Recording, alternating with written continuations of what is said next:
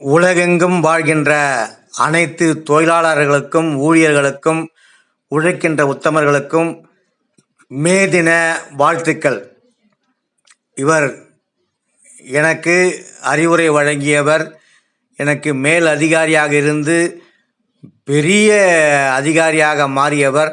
இவர் பெயர் கே. ராமச்சந்திரன் ஐயா அவர்கள். இவர் புதுச்சேரியிலே தங்கியிருக்கிறார். இவரை தொழிலாளர் தினத்தில் சென்று வாழ்த்து பெற வேண்டும் நினைத்தேன். என் வாழ்வில் சில மாற்றங்களை செய்த ஐயா அவர்கள் மாதம் 100 ரூபாய் சம்பளத்தில் தொழிலாளியாக ஆரம்பித்து பணி நிறைவு பெறுகின்ற பொழுது 3 லட்சம் ரூபாய் சம்பளத்தில் பெரிய பதவி பெற்றார். அவர் உழைத்து பெரிய பதவி பெற்றார். அவருடைய அனுபவங்களை நான் தெரிந்து கொள்ள வேண்டும் என்பதற்காக அவர் சந்தித்தேன். அவர் அனுபவங்களை கேட்டு உங்களுக்கு காட்சிப்படுத்தியிருக்கிறேன்.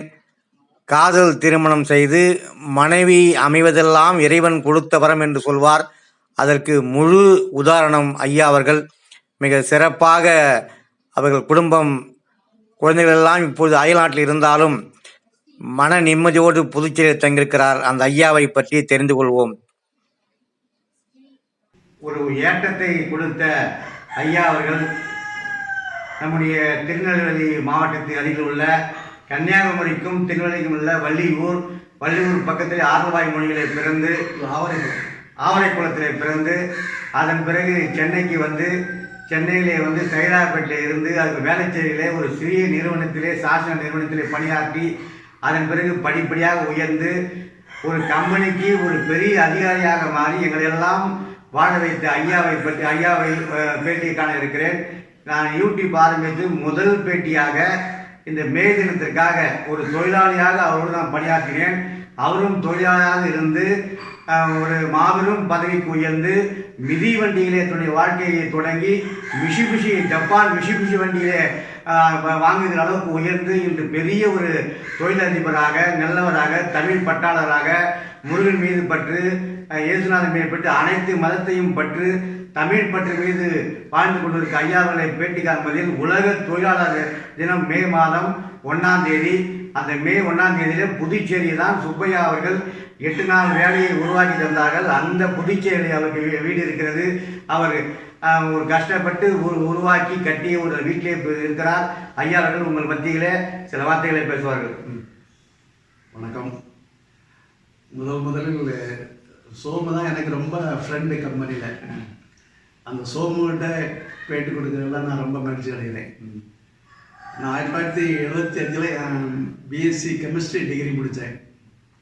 அதுக்கு பிறகு 1978 மிடில் சென்னை வேலை தேடி சென்னை வந்தேன். அங்கே என் கூட படித்த ராஜபாண்டியன் என்பவரும் எங்கள் ரிலேட்டிவ் சபாபதி என்பவரும் சென்னையில் ஒரு கெமிக்கல் கம்பெனி, அதாவது சாசன் கெமிக்கல்ஸ், அந்த கம்பெனி வேலை செய்யல இருக்குது. அதில் வேலை செய்து கொண்டு இருந்தார்கள். அப்போ அவர்கிட்ட போய் நான் வேலை கேட்கும்போது அவங்க ஒரு இன்னும் கரெக்டான கன்வீனியன்ட் இது வரல. வந்த உடனே நான் அவங்களுக்கு ஏதாவது வேலை எடுத்தாரேன்னு கொஞ்சம் ரூமில் வெயிட் பண்ண வச்சாங்க. ஒரு 3 மாதம் அங்கே வெயிட் பண்ணேன். 3 மாதம் கழித்து எப்படியா உள்ளே சேர்த்துடலான்னு சேர்த்து விட்டாங்க. ஆனால் சம்பளம் ஒரு நாளைக்கு ஸ்டார்டிங் 3 ரூபா தான் சம்பளம். ஒரு நாளைக்கு 3 ரூபா தான் சம்பளம். அப்போ மாதம் 90 ரூபா சம்பளம். ஃபஸ்ட்டில் ஜாயின் பண்ணும்போது 78 டிசம்பர் 22 எனக்கு வந்து பெர்மனண்ட் லெட்டர் கொடுத்தாங்க கம்பெனியில். அப்போ சம்பளம் வந்து 110 ரூபா. அந்த 110 ரூபாயிலேருந்து திருப்பி அப்படியே கொஞ்சம் கொஞ்சமாக கூடி அந்த கேஷுவல் லேபர்லேருந்து ஹெல்ப்பர் போட்டாங்க.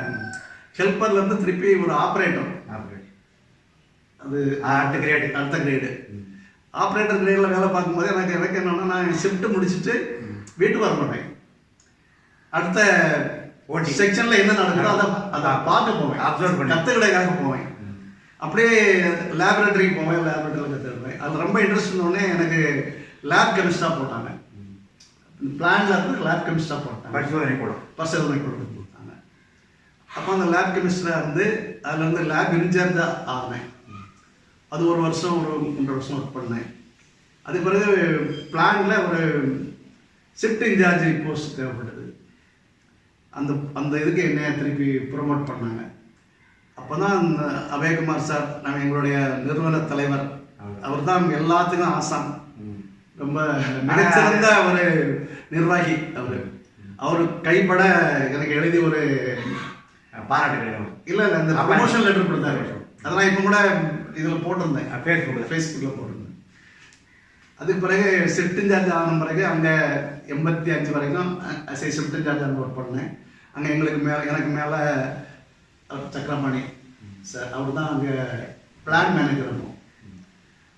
பிறகு 1985 இங்கே பாண்டிச்சேரியில் வந்து Shasun chemicals company Brufen manufacturing unit start பண்ணாங்க.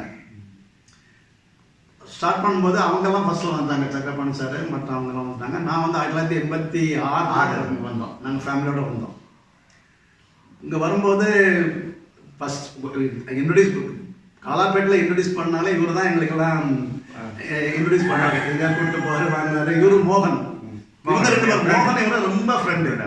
ஆமாம், எங்கே போனாலும் ஒன்றா தான் தெரியும், ஒன்றா தான் போவாங்க, ஒன்றா தான் வருவாங்க, எல்லாம் பண்ணுவாங்க.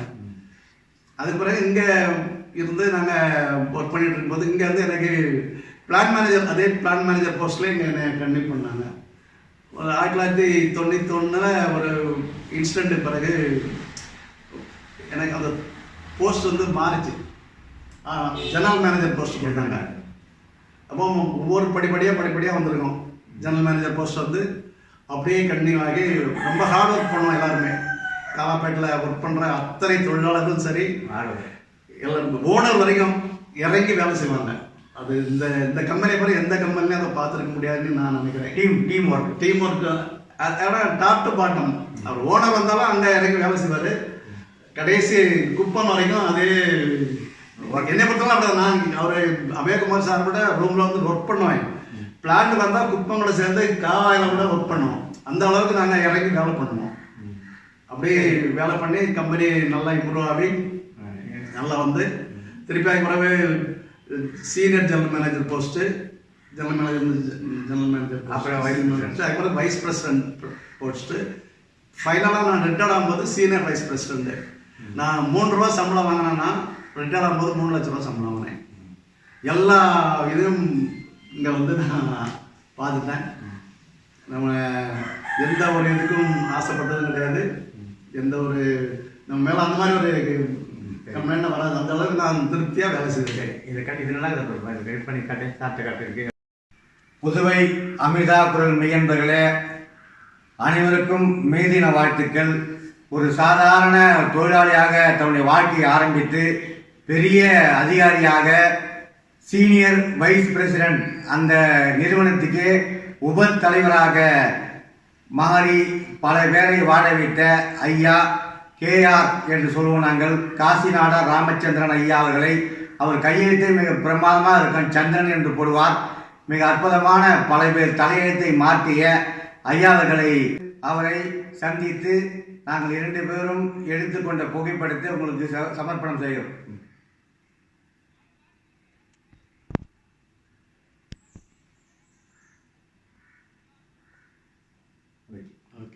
நான் இப்பொழுது உரையாற்றுவதற்கு என்னுடைய குரல் வளத்தையும் என்னுடைய அறிவு வளத்தையும் நிறைய பேர் வளர்த்திருக்கிறார்கள். இதற்கு ஐயா ஒரு முக்கியமான காரணம். ஏனென்று சொன்னால், நான் இன்னைக்கு வெள்ளை வேட்டி வெள்ளை சட்டை கட்டுவதற்கு மெயின் காரணமே ஐயா தானே. அவங்க நான் சின்ன வயசில் கட்டும்போது உனக்கு நல்லா இருக்குது, கன்னியாகுமரி சைடெல்லாம் வேட்டி தான் கட்டுவார்கள், உனக்கு அந்த பழக்கம் நல்ல பழக்கம் என்று சொன்னார்கள். ஆகவே அந்த வேட்டியை கட்ட ஆரம்பித்தேன். அதே போல் என்னுடைய பேச்சை பார்த்து அங்கே சேஃப்டி விழாவில், பாதுகாப்பு விழாவில் பட்டிமன்றம், இதுமாரி சொற்பொழிவு எதிரிலே அமர்ந்து கொண்டு மிக ரசித்து ஊக்கப்படுத்துவார். உடனே நான் வந்து சோமசுந்தரத்தை கூப்பிடுங்க அப்படின்னு சொல்லுவேன். ஆமாம், என்ன சொல்லுவார். இன்னொன்று அவர்கிட்ட நான் சாட்டை கற்றுக்கிட்ட ஒரே ஒரு பழக்கம், நேர்மையை நான் அவர்கிட்ட கற்றுக்கொண்டேன். எங்கள் அப்பா சொல்லுவார், நேர்மையாக இருக்கிறது ரொம்ப நல்லதுன்னவர் கற்றுக்கொண்டேன். அதே போல் நான் உண்மையிலே இந்த இன்ட்ரெஸ்ட் இல்லாமல் தான் அந்த கம்பெனியில் வேலை செஞ்சேன். என்னுடைய கனவெல்லாம் வேறு கனவாக இருந்தது. அதை மாற்றி எனக்கு முதலே அப்ரெண்டிஸ் போட்டவர் 2/11/1987 ஐயா தான் அப்ரெண்டிஸ் போட்டார். அது ஒரு மறக்க முடியாத ஒரு நிகழ்வு. அதே போல் ஐயாவுக்கு நான் கேள்விப்பட்ட வரைக்கும் எனக்கு முருகர் கோயிலில் பாட்டு கட்சி நடக்கின்ற போது எம்ஜிஆர் பாடலை விரும்பி ரசிப்பார். அந்த எம்ஜிஆருடைய ரசிகர் எப்படி வந்தார் என்று ஐயாவிடம் கேட்போம். ஐயா, உங்களுக்கு எம்ஜிஆர் ரசிகர் என்று கேள்விப்பட்டேன். எம்ஜிஆர் எப்படி உங்களுக்கு பிடிக்கும் என்பதை சொல்லுமாறு கேட்டுக்கொள்வது.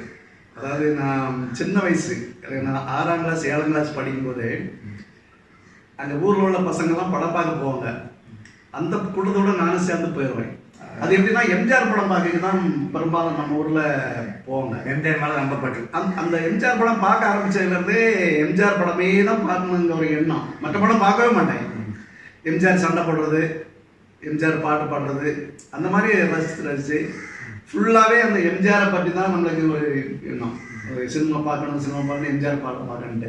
சனி நேரம் வந்துட்டுனா உடனே எம்ஜிஆர் படம் வந்துன்னா உடனே நடந்தே போயிடுவோம். ஊரில் வந்து ஆரோலாயம், எங்கள் ஊரில் வந்து ஆரோலாயம் 5 கிலோமீட்டர். அங்கே தேட்டர் உண்டு, அங்கே தான் படம் போடுவாங்க. அங்கே நடந்தே போயிருப்போம். எல்லாம் கும்பலாக நடந்து போயிட்டு நடந்து படம் பார்த்து நடந்து வரும். எம்ஜிஆர் படம் தான் பார்ப்போம். நான் முதல்ல போய் எம்ஜிஆர் படம் பார்த்தது ஊருக்குள்ள ஒரு எலெக்ஷனுக்கு ஒரு படம் போட்டாங்க, பாசம் அப்படின்னு ஒரு படம். பாசம், அது எம்ஜிஆர் படம். அதில் உலகம் பிறந்து எனக்காக ஒரு பாட்டு, உலகம் பிறந்து எனக்காக, ஓடும் நதிகளும் எனக்காக. அந்த பாட்டு அப்படியே மனசில் படிஞ்சு அன்னையிலேருந்து எம்ஜிஆர் படம் தான் பார்ப்போம். இப்போ தேட்டரில் போய் பார்த்த முதல் படம் தாய் காத்த தனியான். அது எம்ஜிஆர் படம், ஃபேவர் ஃபிலிம்ஸ் படம், ரொம்ப நல்லா இருக்கும். அப்படி நிறைய எம்ஜிஆர் படம் பார்த்து எம்ஜிஆர் மேலே பற்று. அப்புறம் எம்ஜிஆருடைய குணங்கள், அவர் எந்த படத்துலையும் வந்து தாய் மேலே பார்த்து வச்சிருப்பாரு, பெண்களை மதிப்பாரு, ஒரு தப்பு செய்கிறவங்கள தண்டிப்பார். உடனே சும்மா பார்த்துட்டுலாம் போக மாட்டார். அந்த குணங்கள் வந்து நம்மளை ரொம்ப கவர்ந்து. சரி ஐயா, அப்புறம் வந்து உங்களுக்கு விளையாட்டில் வந்து ரொம்ப ஆர்வம்னு கேள்விப்பட்டிருக்கோம். உங்களுக்கு சின்ன வயசுல விளையாட்டு பிடித்தமான விளையாட்டு அது? கபடி நான் ரொம்ப விரும்பி விளையாடுறது. சின்ன வயசுலேயே நான் வந்து ஊர்லேயும் சரி ஸ்கூல்லேயும் சரி கபடி விளையாடுவேன். ஊரில் எந்த கபடி போட்டி நடந்தாலும் நான் இருக்கிற டீம் தான் வின் பண்ணோம். அதுதான் ஊரில் இப்போ போனாலும் என்ன சொல்லுவாங்க எல்லாரும், சாரு இந்த ராமச்சந்திரன் கபடி அன்னைக்கு நடந்தது பார்த்தா இன்னைக்கும் அதே எப்படி இருக்குது தெரியுமா அப்படின்லாம் சொல்லுவாங்க. கல்லூரி போன முறை கல்லூரியில் நான் கபடி டீமில் இருந்தேன். அந்த 3 வருஷம் கல்லூரியில் படிக்கும்போது அந்த 3 வருஷமாக நான் கல்லூரி கபடி டீமில் தான் இருந்தோம். அங்கே நல்லா விளையாடி இருக்கிறோம். நல்ல பக்கத்து ஊர், காலேஜ், மற்ற காலேஜெலாம் அங்கே விளையாடி இருக்கிறோம். அதுதான் என்னுடைய பிடித்தமான விளையாட்டு. சரி ஐயா, உங்கள் வாழ்நாளிலே உங்களுக்கு வந்து மிகவும் சந்தோஷமான இடம் என்றால் எது? எந்த நாள் ஞாபகம் இருக்கா? சந்தோஷமான நாள், எந்த இடம், எந்த வேலை? இல்லை, எனக்கு சந்தோஷமான நாள்னு சொன்னால் நான் வந்து ஊரில் இருக்கிற நாள் ஃபுல்லாக சந்தோஷமாக தான் இருந்தேன். பட் ஆனால் இப்போ சம்பாதிக்கணுங்கிற ஒரு நோக்கம். என் ஒய்ஃபை நான் காதலிச்சு தான் கல்யாணம் பண்ணேன். காதலிக்கும் போது என் ஒய்ஃப் என்ன சொன்னான்னா, ஏதாவது வேலை பாருங்க அப்போ தான் மதிப்பு அப்படின்னு சொன்னாங்க. அந்த வார்த்தை சொன்னதுலேருந்தே நான் எப்படியாவது வெளியே போய் வேலை பார்க்கணுன்ற எண்ணத்தில் உடனே சென்னைக்கு போயிட்டேன். சென்னையில் வந்து ஒரு 78 to 85 வரைக்கும் அங்கே இருந்தோம். எனக்கு சென்னை வாழ்க்கை பிடிக்கல. பாண்டிச்சேரிக்கு வந்தோம். பாண்டிச்சேரிக்கு வந்த பிறகு பாண்டிச்சேரி எனக்கு ரொம்ப பிடிச்சது. பாண்டிச்சேரி வாழ்க்கை தான் எனக்கு ரொம்ப பிடிச்சது. அமைதியான வாழ்க்கை வேற, மக்களுடைய அன்பு பாசம், ஃப்ரெண்ட்ஷிப்பு எப்படி பழகுறாங்கன்றது இங்கே வந்த பிறகு தான் நம்மளுக்கு எல்லாரும் ஒரு உற்ற துணையாக இருந்தது பாண்டிச்சேரி தான். அதே போல் உங்களுக்கு தமிழ் பற்று வருவதற்கான காரணம், தமிழ் பற்று வந்து பாரதிதாசன் பிறந்த ஊர் பாண்டிச்சேரி, பாரதி உலாவிய மண்ணும் பாண்டிச்சேரி. உங்களுக்கு இயற்கையிலே தமிழ் பற்று இருக்குது. நீங்கள் பாண்டிச்சேரி உங்களுக்கு பிடிக்கிறதுக்கும் தமிழ் பற்றுக்கும் ஏதாவது காரணம் இருக்குதா? இப்போ தமிழ் பற்று வர காரணம்னா, நான் ஏற்கனவே கொஞ்சம் தமிழ் மீது ரொம்ப ஆர்வமாக இருப்பேன். தமிழ் புக்கு படிக்கிறது, தமிழ் அந்த பழைய முன்னோர்கள் பற்றி படிக்கிறது, இதெல்லாம் இருக்கும். வந்து உங்களுக்கு வேலை செய்கிற இடத்துல ஒரு நீங்கள் உங்களால் இந்த நிறுவனம் வந்து சாதாரண நிறுவனம் பெரிய நிறுவனமாக நீங்களும் ஒரு காரணம். அதுக்காக உங்களுக்கு வந்து நீங்கள் அதாவது இழந்துதான் நான் நினைக்கிறேன். ஏதாவது இழந்துதா? மனசில் ஏதாவது கஷ்டம் இழந்தது? இல்லை, நான் எதையுமே இழக்கலை. ஒரு திருப்தி இருந்தது. நம்ம கஷ்டப்பட்டு வேலை செய்யணும், நம்ம முன்னேறி இருக்கிறோம் அப்படிங்கிற இதுதான் என் வாழ்க்கையில் நான் நினைக்கிறது. கடுமையான கஷ்டப்பட்டுருக்கிறேன். ஏன்னா பார்த்தீங்கன்னா 3 ரூபா சம்பளத்தில் எல்லா வேலையும் செய்திருக்கேன். அதாவது சென்னையில் வேலைக்கு சேரும்போது என்னை பக்கெட்டில் தண்ணி எடுத்து பெருக்க சொல்லுவாங்க. எனக்கு மேலே வேலை செய்கிறவங்க அதே ஆள்களை எல்லாம் இது மாதிரி எனக்கு கீழே வேலை செய்ய வந்தாங்க. அந்த கால மாற்றங்கள் அப்படி. அதுதான். அதனால கடுமையாக உழைச்சா என்னைக்கும் முன்னேறலாம் அப்படிங்கிறது என்னுடைய லைஃப் ஒரு எக்ஸ்பீரியன்ஸ். ஆனால் நீங்கள் வந்து சாதாரண ஒரு லேபில் வந்து டெக்னீஷியன் இருந்தீங்கல்ல, சாதாரண ஒர்க்கரை வந்து டெக்னீஷியன் ஆனீங்க. அப்போ வந்து 3 லட்சம் ரூபாய் சம்பளம் வந்தது. அப்போ வந்து சீனியர் பிபி ஆனீங்களா? இந்த லேப் சாதாரண இருக்கிற சந்தோஷம் இருந்தா சீனியர் பிபிஆர் சந்தோஷம் இருந்தா? இல்லைல்ல, அந்த சாதாரணமாக இருக்கும்போது உள்ள சந்தோஷம் சீனியர் விபியாக இருக்கிறது வரல. ஏன்னா நம்ம பதவி ஏற ஏற சுமை ஜாஸ்தியாக, சுமை ஜாஸ்தி, டென்ஷன் ஜாஸ்தியாக. இவ வீட்டில் எந்த வேலையும் நம்ம பார்க்க முடியாது. பிள்ளைகள் படிக்கிறது வாங்குறது எல்லாமே என்னுடைய மனைவி தான் பார்த்துட்டாங்க. நான் பிள்ளைகள் என்ன படிக்கிறதோட எனக்கு தெரியாது. அந்த மாதிரி தான் நான் இருந்தேன். 24 வருஷம் நம்ம கம்பெனி கம்பெனி கம்பெனி கம்பெனி அப்படி தான் நான் வாழ்க்கை போயிட்டது. ஆனால் இப்போ அதை நினச்சி பார்ப்பேன், நம்ம இவ்வளோ தூரம் நம்ம டைம் லைஃப் வந்து கம்பெனிக்கு தான் பண்ணியிருக்கோம். நம்ம வீட்டில் உள்ள பசங்களுக்கு நல்லா இதோட அதிகமாக படிக்க வச்சிருக்கலாமே அப்படிங்கிற ஒரு எண்ணம் இப்போ நமக்கு இருக்குது. அதை நான் ஒரு தடவை அந்த உங்கள் முகநூலில் படித்து பார்த்தேன். உங்கள் கஷ்டம் சொல்லியிருந்தீங்க. சரி ஐயா, நீங்கள் பாண்டிச்சேரியில் வந்து கிட்டத்தட்ட ஒரு 15 வருஷமாக நீங்கள் பதவியில் இருந்திருப்பீங்க. அப்போ உங்களுக்கு அரசியல் தலைவர்கள் இப்போ குடும்பமான வரைக்கும் உங்கள் நண்பர்கள் தான் எல்லாருமே. பாண்டிச்சேரியில் எல்லா அரசியல், எல்லா முதலமைச்சர்கள், மந்திரிகள், கவர்மெண்ட் அஃபீஷியல்ஸ் எல்லாருமே நம்மளுக்கு ரொம்ப ஃப்ரெண்டு, நல்லா தெரிஞ்சவங்க. எப்போ போனாலும் பார்க்கலாம், அந்த அளவுக்கு ஃப்ரெண்டாக இருந்தாங்க. அதே போல் தொழிலாளர் தினத்தில் மே தினம் வருது. இன்னும் ஒரு வாரத்தில் வந்து மே தினம். இந்த மே தினத்துக்காக தொழிலாளர்களுக்கு நாம் ஏதாவது செய்ய முடியுதுன்னு உங்களுக்கு அப்போ அந்த பதவிக்குள்ள கவலை இருந்ததா? டெஃபினட்டாக எனக்கு எப்பவுமே இருக்குது அந்த ஒரு கவலை தான். ஏன்னா நான் நிறைய இது மேனேஜ்மெண்ட் சார்பாகவே தான் இருந்துட்டேன். தொழிலாளர் சார்பாட்டு நான் அதிகமாக நான் பண்ணவே இல்லை. அப்போ காரணம் என்னன்னா, எங்கள் ஓனர் என்ன சொல்கிறாரோ அதுபடி தான் நான் பண்ணுவேன். ஓனர் சொல்ல தட்ட மாட்டேன். தட்ட இந்த மாதிரி மீறி போய் நான் இதை பண்ணோம் அதை பண்ணணும்னு சொல்ல மாட்டேன். ஓனர் என்ன சொல்கிறேன், ஏன்னா ஓனர் அந்த அளவுக்கு நம்மளை நல்லா வச்சிருந்தாரு. வேலை கற்று தந்தது, எப்படி எப்படி நடக்கணும், எப்படி சாப்பிடணும், எப்படி ட்ரெஸ் பண்ணணும் எல்லாமே அவர் ஓனர் அபயகுமார் சார் தான் சொல்லியிருந்தது. வேற யாரும் நம்மளுக்கு இவ்வளோ தூரம் கற்று தரல. நம்ம எப்படி நடக்கணும், எப்படி பண்ணணும் எல்லாம் கற்று தந்தது அவர். அதனால அவர் சொல்ல மீறி நான் அவரு நடக்கவே மாட்டேன். இது வந்து என்ன ஆகுனா, நம்ம ஓனர் சொல்ல கேட்டு நடக்கிறதுனால ஒர்க்கருக்கு நம்ம மேலே கொஞ்சம் கோபம் இருந்தது. அது உண்மை. அதை வந்து ஏன் மறைக்கணும். அவர் எல்லாமே அவங்களுக்கு தான் சப்போர்ட் பண்ணுறாரு, நம்மளுக்கு சப்போர்ட் பண்ண மாட்டாருன்னு சொல்லுவாங்க.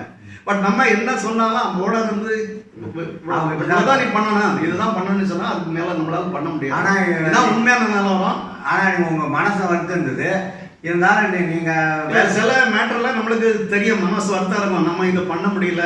பட் அவங்க வந்து கேட்கறது நியாயம் அப்படின்னு நம்மளுக்கு மனசு தெரியும்.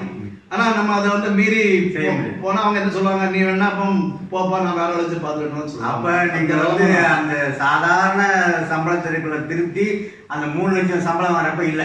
டெஃபினட்டா இல்ல. சம்பளம் அதுவும் 3 லட்சம் சம்பளம், இந்த 2 லட்சம் சம்பளம்லாம் வாங்கினேன். ஒரு 2 வருஷம் 3 வருஷம் தான் வாங்கியிருப்பேன். அதுக்கு முன்ன எல்லாமே ஒரு 20-25,000 சம்பளம், 10,000 5,000. பாண்டிச்சேரி வரும்போது எனக்கு சம்பளமே 5,000 சொல்றதான். உங்க வாழ்நாளில் ஆவரைக்குளம், ஆரல்வாய்மொழி, பாண்டிச்சேரி, சைதாப்பேட்டை மறக்க முடியாத நண்பர் யாராவது இருப்பாங்கல்ல உங்களுக்கு? இங்கேயா இல்லை, அந்த ஊரில் எல்லாத்தையும் சேர்த்து ஏதாவது பிடிச்சமான நண்பர் யாராவது இருப்பாங்கல்ல? மறக்க முடியாத நண்பர் யாராவது? எங்கள் ஊரில் எனக்கு ரங்கராஜன் ஒரு நண்பர். நாங்கள் ஊரில் இருக்கும்போது என் கூடவே தான் இருப்பார். நாங்கள் 2 பேர் தான் எங்கேனாலும் போவோம். அது கூட இன்னொருத்தர் தாமோதரன் ஒரு நண்பர் உண்டு. 3 பேர் தான் எங்கேனாலும் போவோம், எங்கேனாலும் வருவோம், எல்லாம் ஃப்ரெண்ட்லியாக இருந்தோம். அதுக்கு பிறகு பிரிஞ்சு வந்துட்டேன். நான் ஒரு 32 இயர்ஸ் இங்கே வந்துட்டேன். போன பிறகு அவங்க ஒரு வருஷம் 2 வருஷம் ஃப்ரெண்டாக தான் இருந்தோம், எல்லோரும் நண்பர்களாக தான் இருந்தோம். பட் அந்த ரங்கராஜன் என்ற நண்பர் வந்து திடீர்னு நோயப்பட்டு ஒரு வருஷத்துல இறந்துட்டார். அது எனக்கு ரொம்ப பேரிழப்பு. ஏன்னா இப்போ டெய்லி என்னுடைய வீட்டுக்கு வந்து என்னோட வந்து பேசுவார். அவரு என்னை போல இந்த பழைய பாட்டுகள் கேட்கறதெல்லாம் ரொம்ப விருப்பப்படுவார். அவர் வருவார், வீட்டில் வந்து டிவி வைக்க சொல்லுவார், டிவி வச்சு பாட்டு கேட்டுட்டு இருப்போம், எல்லாம் பண்ணுவோம். திடீர்னு அவருக்கு ஒரு ஸ்ட்ரோக் வந்து ஒரு 6 மாதத்துல இறந்துட்டார். அது ரொம்ப பேரிழப்பு. சரி ஐயா, வந்து உங்களுக்கு வந்து மாதிரி தொழிலாளர்கள் பற்றி நீங்கள் கேட்டீங்களே. ஆமாம், தொழிலாளர்கள் வந்து ஒரு கம்பெனி முதுகெலும்பே தொழிலாளி தான், தொழிலாளர்கள் தான். அது வந்து வேற யார் என்ன சொன்னாலும் நான் வந்து அதை ஒத்துக்கணும் கட்டாயம். அதுதான் உண்மையும் கூட.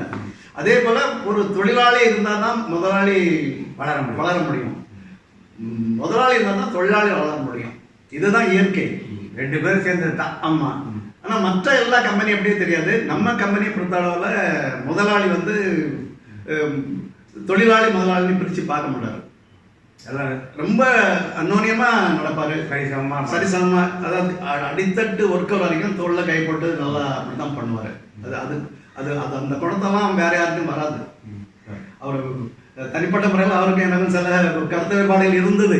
இருந்தா கூட சில விஷயங்களை வந்து அவரை நம்ம விட்டு கொடுக்க முடியாது. இப்போ இந்த விஞ்ஞான உலகத்துல வந்து செல்லு வந்துடுச்சு, சிடி வந்துடுச்சு, எல்லாம் பாட்டு வந்துடுச்சு. ஆனா இன்னமும் நீங்க வந்து எனக்கு வந்து இந்த பழைய பாட்டு கேட்கறதுல எனக்கு ரொம்ப விருப்பம். நான் வந்து அந்த பழைய ரெக்கார்ட் பிளேயரை எவ்வளவோ தேடி பார்த்தேன். நான் ஒன்று பேங்க் வச்சிருந்தேன். அதாவது அபய்குமார் சார் வீட்டில் இருந்தால் எனக்கு ராம் ஒண்ணி ஒரு 6 அவர் எனக்கு வாங்கி தந்தாரு ரெக்கார்ட் பிளேயர் வித் ஸ்பீக்கரோட. அதை வந்து நான் ஊரில் கூட வச்சிருந்தேன். தம்பி வீட்டில் வச்சிருந்தேன். அது அவங்க ஏதோ மிஸ் ஆயிடுது. எனக்கு அதுக்குள்ள ஊரில் போய் சும்மா இருக்கும்போது எனக்கு அந்த ரெக்கார்ட் பிளேயர் வேணும்னு ஒரே ஆசை. என் பொண்ணு லண்டன்ல இருக்கா. எங்கள் மூத்த பொண்ணு வந்து இதை நான் சொன்னதை கேட்டுட்டு அங்கேருந்தே அவள் எனக்கு அங்கே வந்து ரெக்கார்ட் பிளேயர் வாங்கி அனுப்பிச்சிட்டா. அது உங்களுக்கு ஒரு மன திருப்தி. நாங்கள் பழைய ரெக்கார்டு நாங்கள் தேடி பார்த்து கிடைக்கல. அங்கே மூர் மார்க்கெட்டில் ஒரு நண்பர், அது அவருக்கு ஏதோ ஒரு ஆள் மூலமாக எனக்கு அந்த நண்பர் ஆனார். அவர்கிட்ட பேசி ஒரு ரெக்கார்டு வந்து 150 ரூபா. பெரிய ரெக்கார்டு HMV. ஆமாம், அது ஒரு 100 ரெக்கார்டை வாங்கி வச்சிருக்கிறேன். அதை டெய்லி கேட்பேன். அதை டெய்லி போட்டு கேட்பேன். அது இல்லாமல் டிவியில் யூடியூப்ல போய் பழைய பாட்டுகள் கேட்டுருப்போம். டெய்லி ஆனால் ஒரு 10 பாட்டாவது கேட்காம இருக்கணும். சிஸ்டம்லாம் அந்த தேட்டரில் கேட்குற மாதிரி வச்சிருக்கோம். வீட்டில் அரேஞ்ச் பண்ணி பெரிய ஸ்பீக்கரு, அந்த அது என்ன சொல்லுவாங்க, அந்த லவுட் ஸ்பீக்கரு எல்லாம் வாங்கி ஹோம் தேட்டர் எல்லாம் வாங்கி வச்சிருக்கிறேன். அதை அதை அதை அதை கேட்டால் தான் திருப்தியாக இருக்கும். அப்படி வச்சு கேட்டுட்டு இருக்கோம். சரி ஐயா, இப்போ வந்து நீங்கள் சொன்னீங்க நான் வேலை செய்கிறப்ப குழந்தைங்களை கவனிக்க முடியல, என்னுடைய மனைவி தான் கவனித்தாங்கன்னு சொன்னீங்கல்ல. இப்போ நீங்கள் வந்து அவங்களை எப்படி விரும்புனீங்க? உறவினர் பொண்ணா இல்லை வெளியே? இல்லை, அவங்க என்னுடைய ரிலேட்டிவ் பொண்ணு. எனக்கு அத்தை மகா தான். எங்கள் நெருங்கிய சொந்தம் தான். ஆனால் எதிர்ப்புலாம் வரல. எதிர்ப்பு வரல. 2 பேர் வீட்லையுமே எதிர்ப்பு வரல. ஆனால் இப்போ தொழிலாளர்களுக்கு இளைஞர்களுக்கு காதலிக்கிறது நல்லதுன்னு சொல்றீங்களா? உண்மையாக காதலிக்காம கல்யாணம் பண்ணுறத விட இந்த கல்யாணம் பண்ணுறது பெஸ்ட்டுன்னு நான் சொல்கிறேன். ஆமாம், அரேஞ்ச் மேரேஜோட லவ் மேரேஜ் பெஸ்ட்டு. இவங்க ஒருத்தர் வந்து புரிஞ்சுக்கிடலாம், அன்னோன்யமாக இருக்கலாம். அது வந்து அவரவர் விருப்பம், அதை நம்ம கம்பல் பண்ணுவோம். ஆனால் காதல்ன்றது வாழ்க்கையில் இன்றியமையாதது. ஆமாம். சரி ஐயா, இப்போ உலக தொழிலாளர்கள் இருக்காங்க, நம்ம பாண்டிச்சேரி தொழிலாளர் இருக்காங்க, நீங்கள் எத்தனை பேர் தொழிலாளர் வந்து ஒரு பெரிய பதவி இருந்திருக்கீங்க. நீங்கள் தொழிலாளர்களுக்கு தொழிலாளர் தினத்தில் என்ன சொல்ல விரும்புறீங்க? தொழிலாளர் தினத்தில் நான் என்ன சொல்கிறேன்னா, தொழிலாளர்கள் வந்து ஹார்ட் ஒர்க் பண்ணணும். அதே போல் மேனேஜ்மெண்ட்டு நிறுவன தலைவரை வந்து ஒர்க்கரை வந்து மதித்து அவங்க என்ன கேட்குறாங்களோ அதை வந்து பரிசீலித்து கரெக்டாக பண்ணி கொடுத்துடணும். அது ஒன்று. முக்கியமான ஒரே ஒரு வரி நான் சொல்கிறேன். ஒரு எம்ஜிஆர் படம் தொழிலாளர்கள் படத்தில் ஒரு பாட்டு ஆலங்குடி சோமு எழுதியிருப்பார்.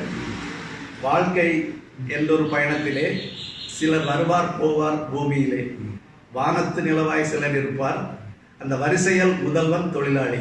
கரெக்டான வரி அவர் எழுதியிருக்கிறாரு.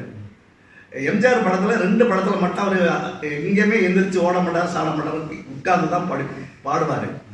அது வந்து இந்த ஒரு பாட்டு, ஆண்டவன் உலகத்தில் முதலாளி அவனுக்கு நான் ஒரு தொழிலாளி.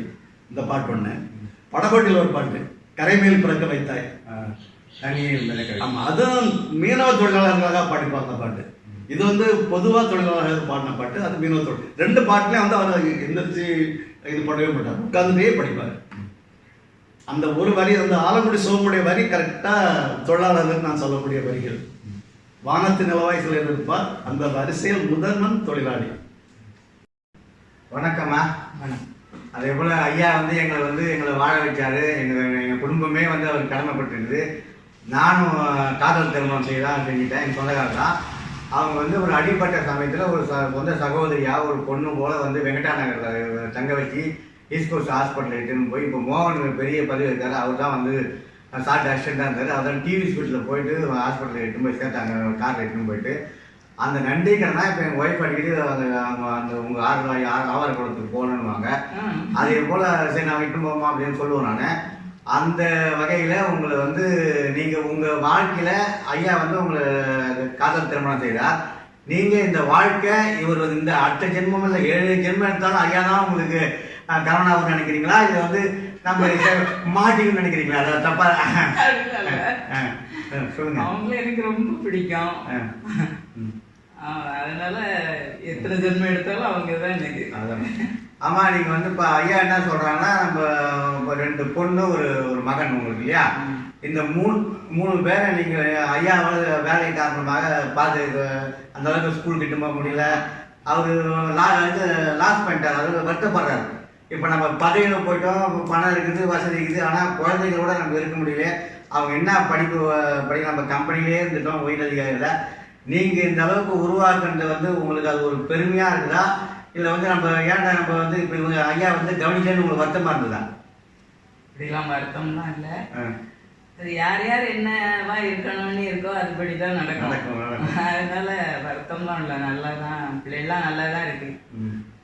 இல்லை அதில் எப்படின்னா, நாங்கள் என் ஒய்ஃப் நான் ஊர்லேருந்து அழைச்சிட்டு வரும்போது, சென்னைக்கு அழைச்சிட்டு வரும்போது எனக்கு சம்பளம் மாதம் 300 ரூபா சம்பளம். இந்த 300 ரூபா சம்பளத்தை வச்சு என் ஒய்ஃபு மேனேஜ் பண்ணாங்க. எந்த கடன் வாங்க கிடையாது, யார்கிட்டையும் வாங்க மாட்டோம். 300 ரூபா சம்பளம். அதுக்கப்புறம் 410 ரூபா ஆச்சுது.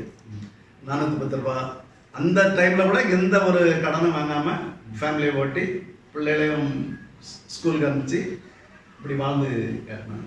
அது ரொம்ப பெருமையாக இருக்கும். நாங்கள் இது வரைக்கும் வெளியே எங்கேயுமே கடன் வாங்கினதே கிடையாது. அப்படியே லைஃப் ஓட்டிருக்கோம். இப்போ ஐயா என்ன சொல்கிறாருன்னா, அவங்க 2 பேரும் வந்து எவ்வளவு கஷ்டம் இருந்தாலும் 3 ரூபா சம்பளம் இருந்தாலும் 3 லட்சம் சம்பளம் இருந்தாலும் கடன் வாங்காமல் குடும்பத்தை நடத்துகிறாங்களே, அதுதான் நம்ம நேயர்கள் தொழிலாளர்களுக்கு தெரிந்து கொள்ள வேண்டும். ஆகவே இந்த 2 பேரும் சந்தித்து நம்ம பெருமை கொள்ள வேண்டும். ஆகவே வருங்காலத்தில் தொழிலாளர்கள் நிம்மதியாக வாழ வேண்டுமானால் பதவி என்பது தானாக வரும். நம்ம கடமையை சரிவர செய்கின்ற பொழுது சாதாரண ஒரு தொழிலாளியாக அந்த நிறுவனத்தில் ஒரு கிட்டத்தட்ட வடக்கு நோக்கி தென் திசையில் கன்னியாகுமரி 3 கடந்து சங்கமித்த இடத்துலேருந்து ஒரு 28 கிலோமீட்டர் தான் ஆவரைக்குளம். அந்த ஆவரைக்குளத்துலேருந்து வெறும் காற்றாடியாக இருக்கக்கூடிய காற்றாடி மின்சாரம் தயாரிப்பு பண்ணுற இடமா இருக்கிறது. அந்த ஊரிலிருந்து வடக்கு நோக்கி வந்து சென்னை தலைநகரத்தில் வந்து கிட்டத்தட்ட ஒரு 600-650 கிலோமீட்டர் தூரம் வந்து பயணித்து வாழ்க்கையில் 3 ரூபாய் சம்பளத்தில் ஆரம்பித்து ஒரு பெரிய பதவி பெற்று விதவிதமான கார் பார்த்துருக்கிறார், பங்களாவை பார்த்து விட்டார், எல்லா விதமான வெளிநாட்டுக்கு சென்றிருக்கிறார்கள். இவருடைய குழந்தைகள்லாம் வெளிநாட்டு இருக்கிறது. இவர் எதுக்காக இந்த தொழிலாளர் திட்டத்தில் ஐயாவை பேட்டி கண்டார் என்று சொன்னால், இவருடைய உழைப்பு நம்ம அத்தனைக்கும் ஒரு பாடமாக எடுத்துக்கொள்ள வேண்டும். இல்லை, இந்த உழைப்பு மட்டும் நம்ம வச்சு உயர்றதுக்கு இல்லை, அதுக்கு சப்போர்ட்டிவ் நிறைய பேர் இருந்திருக்காங்க. இப்போ பாண்டிச்சேரிக்கு வந்த பிறகு நம்மளுக்கு சப்போர்ட்டிவ் நிறைய அரசியல்வாதிகள். கேசவன் சார் எம்எல்ஏ இருந்தார். அவரு எனக்கு ரொம்ப டியரஸ்ட் ஃப்ரெண்டு. அவரு எந்த ஒரு இதுனாலும் நம்மளுக்கு நிற்பார் வந்து, அந்த மாதிரி இருந்தார். கனகராஜ் என் கூடவே தான் இருப்பார். சந்திரசேகர் காலாப்பேட்டை கூடவே தான் இருப்பார். அவர் கல்யாண சுந்தரம் எம்எல்ஏ, இன்னும் நிறைய பேர் சொல்லலாம். நம்மளுக்கு வந்து அவங்களெல்லாம் நாம் நட்பு, அதான் நட்பு வந்து அதிகமாக இருக்கும். ஆனால் அந்த தொழில் ரீதியாக யூனியன் மூலமாக இருக்கும்போது சண்டை போடுவோம். நாங்கள் ரொம்ப சண்டை போடுவோம். ஆனால் அதுக்கு ஒரு ஃப்ரெண்டாக தான் இருக்கும். அப்படி ஒரு பழக்க வழக்கங்கள் என் கூடவே இருக்கிறது. ஆனால் சந்திரசேகரம் கனகராஜன் தான் இன்னைக்கு வரைக்கும். கனகராஜ் என் கூட தான் இருக்கிறாரு. அது என்ன நம்ம அவங்களுக்கு எப்படி அவங்கள ட்ரீட் பண்ணாலும் சரி கூடவே தான் இருப்பாங்க. இந்த சந்திரசேகரன் கனகராஜன் பேசுவாங்க, பாருடா சார் வந்து நம்மளை கொஞ்சம் கூட இது பண்ணவே மாட்டேன்றாரு, அதனால நம்ம அவரை விட்டு போக முடியலையே அப்படிம்பாங்க. அந்த அளவுக்கு நம்ம மேலே பற்றா இருப்பாங்க. நானும் அவங்க மேலே பற்றா தான் இருந்தேன். அதே போல் நீங்கள் வந்து நடைபயிற்சி அதிகமாக பண்ணுவீங்க கேள்விப்பட்டிருக்கேன். ஆமாம், காலையில் வாக்கிங், ஈவினிங் வாக்கிங் போவீங்க டெய்லி. அந்த நடைபயிற்சியை பற்றி கொஞ்சம் விளக்கம் சொல்லுங்க. ஆமாம், நடைபயிற்சி வந்து நம்மளை வந்து கொஞ்சம் பிரிஸ்காக வைக்கிறதுக்கு, நம்ம ரத்த ஓட்டத்தை சரியான முறையில் பண்ணுறதுக்கும், நம்ம உடம்பை ஸ்லிம்மாக வச்சுக்கிறதுக்கும் பயன்படும். நான் வந்து கம்பெனியில் ஒரு ஆக்சிடென்ட், அதாவது நானும் பழனின்னு ஒருத்தர் பிளான் மேனேஜர் இருந்தார். அவரும் ஒரு ரியாக்ஷன் புதுசாக பண்ணும்போது மாறிக்கும் போது என்னுடைய கால் உடைஞ்சிருக்குது. அந்த கால் உடைஞ்சு ஒரு 6 மாதம் வீட்டில் இருந்தேன். அது வரைக்கும் நான் நல்லா ஸ்லிம்மாக தான் இருந்தேன். அந்த 6 மாதம் வீட்டில் இருக்கும்போது என்னோட உடம்பு படுத்துட்டு, அதுக்கு பிறகு என்னால் சரியாக நடக்க முடியாது, கொஞ்சம் ரொம்ப நாளைக்கு நடக்க முடியாது. பிறகு கொஞ்சமாக நடந்து பழைய அளவுக்கு உடம்பை ஆக்கண்டி நான் நடந்தேன். அதுமாதிரி டாக்டர் இன்ஸ்ட்ரக்ஷனும் கட்டாயம் நடக்கணும்னு சொன்னார். நடந்ததுனால தான் அந்த 70 கிலோக்குள்ளேயே நான் வெயிட்டை மெயின்டைன் பண்ணிட்டு வர்றேன். சரி ஐயா, ரொம்ப நன்றி. நன்றி. இப்போ நீங்கள் இன்னும்